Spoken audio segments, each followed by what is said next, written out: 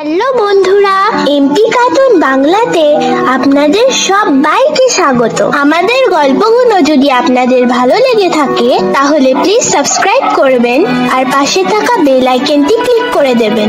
আর হ্যাঁ, বেশি বেশি লাইক করবেন, কমেন্ট করবেন আর শেয়ার করবেন। একদিন এক শিকারী একটি সিংহকে মেরে তার চামড়া ছাড়িয়ে রোদে শুকাতে দিল। এইদিকে একটি গাধা আড়াল থেকে সব লক্ষ্য করছিল। সুযোগ এসেছে সিংহ সাজার। এবার দেখবো কে আমাকে বোকা বলে ডাকে।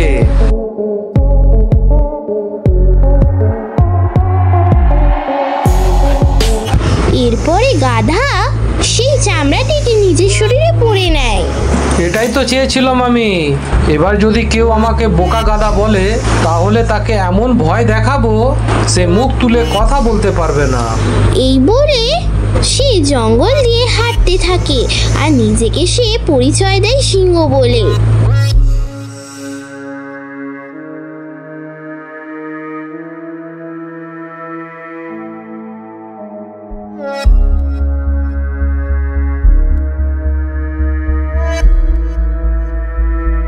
সবার উদ্দেশ্যে সে বলতে থাকে, আমাকে যেন কেউ অবহেলা না করে, কেন কি সে ছিল জঙ্গলের রাজা। আমাকে যেন কেউ অবহেলা না করে, কারণ আমি হলাম এই জঙ্গলের রাজা। যদি আমাকে দেখে কেউ ভয় না করে তাহলে তাকে আমি হত্যা করব। গাধাকে সিংহ ভেবে সমস্ত জন্তুরা ভয়টাকে প্রণাম করে সম্মান দিতে চালু করলো। গাধাও চেষ্টা করতো সিংহের মতন গর্জন করতে। সে তো আর সিংহ নয়, সে তো সেই গাধা। তার মুখ থেকে তো গাধার আওয়াজই বেরোবে।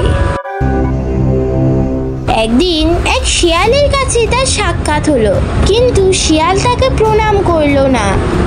এতে গাধা খুব রেগে গেল, বলল, যদি তুমি আমাকে সম্মান না জানাও তাহলে আমি তোমাকে হত্যা করব। আমি সিংহকে সম্মান করি, কোনো গাধাকে নয়। আমি অবাক হলাম তোমার কথা শুনে।